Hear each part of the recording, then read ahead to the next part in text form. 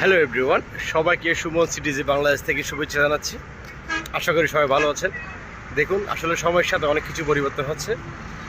যেহেতু আজ 11ই ফেব্রুয়ারি, কাল 12ই ফেব্রুয়ারি আমাদের জাতীয় সংসদ নির্বাচন উপলক্ষে দেখুন পুরো চট্টগ্রাম শহর পুরোটাই ফাঁকা।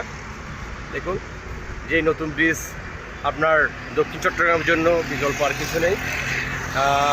ওই নতুন ব্রিজটি পুরোটা ফাঁকা। দেখেন, ব্রিজের মধ্যে দুই একটা সিএনজি, দুই একটা বাস ছাড়া আর কিছুই নাই।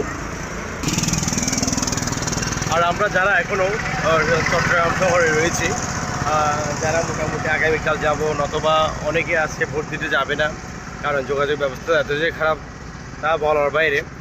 100 টাকার ভাড়া 300 টাকা, 400 টাকা, 500 টাকাও আছে।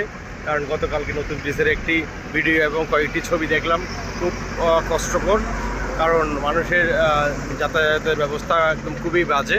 ওই জন্য আসলে অনেকেই যাবে না। হয়তো আমি আগামীকাল যাব 12 তারিখ বাড়ির উদ্দেশ্যে, যেমনি সম্ভব।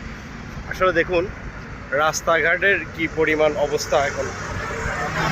পুরো রাস্তাটাই ফাঁকা, দুই একটা সিএনজি আর দুই একটা বাস, হ্যাঁ, আর কয়েকটা ওই রিক্সা আর কি, বিটাক রিক্সা, এতটুকুই। দেখুন পুরো চট্টগ্রাম শহরটাই আসলে এখান থেকে দেখলে বোঝা যায় পুরো চট্টগ্রাম শহরটাই পুরোটাই ফাঁকা।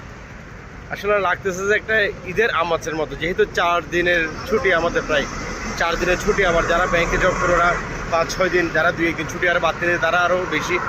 আসলে ছুটিটা কিন্তু চমৎকার, কিন্তু আসলে ওই যানবাহনের জন্য অনেক ভোগান্তি পোহাতে হয়েছে অনেকের। যারা গতকালকে এবং গত পরশু দিন বাড়িতে গিয়েছে তারাই জানে কি পরিমাণ আসলে কষ্ট করে আসলে বাড়ি ঘরে গিয়েছে। আর যেহেতু কালকে নির্বাচন, ওই জন্য দেখা যাক আসলে কালকে কে জয়লাভ করে, এবং আমাদের এই বিভিন্ন রকম ভোগান্তিগুলো যেন পোহাতে না হয়। হ্যাঁ, সুন্দর নিরিবিলিভাবে আমরা যেন জীবন অতিবাহিত করতে পারি। ওই জন্য আসলে নতুন সরকার আসুক, নতুনভাবে যেন সব কিছু সুন্দরভাবে সুষ্ঠুভাবে যেন পরিচালনা করতে পারে। আসলে এই আমার একমাত্র চাওয়া। এটা আমার না, আসলে পুরো দেশবাসীর চাওয়া। কারণ বাংলাদেশে বিভিন্ন রকম সরকার চেঞ্জ হলেও আসলে অনেক কিছু আমাদের পরিবর্তন দেখলেও পুরোপুরি হয় না। ওই জন্য আসলে আমাদের সাধারণ মানুষের অনেক কষ্টসাধ্য হয়ে যায়। আর কিছুদিন পর আমাদের রমজান মাস উপলক্ষে আমাদের এখানে কর্ণফুলী নদীতে বিভিন্ন রকম জাহাজ, বিভিন্ন রকম খাবার দাবারের জাহাজ আসলে এখানে অবস্থান করছে।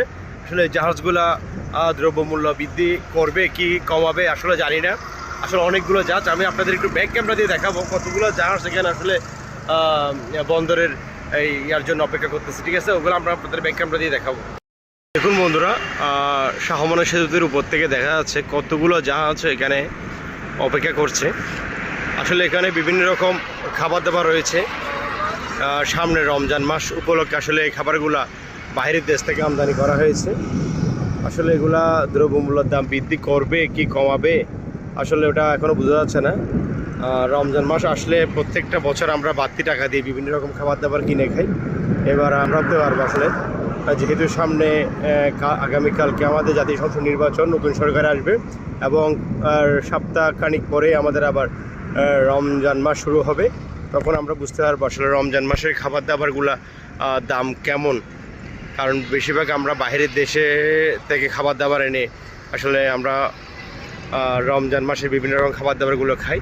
আর আমাদের দেশে যে খাবার দাবারগুলো আছে ওগুলো তেমন রমজান মাসের জন্য লাগে না তেমন। ওই জন্য আসলে বাহিরের খাবার দাবারগুলো আমাদের প্রচুর প্রয়োজন। ওই জন্য আসলে দ্রব্যমূল্যের দাম যদি নতুন সরকার আসার পর যদি দ্রব্যমূল্যের দাম যদি না কমে, তাহলে আসলে বুঝতে পারবো আসলে দেশের কোনো পরিবর্তন হয় নাই, হবেও না। ওকে বন্ধুরা, সবাই ভালো থাকবেন, দেখা হবে পরের অন্য কোনো ভিডিওতে।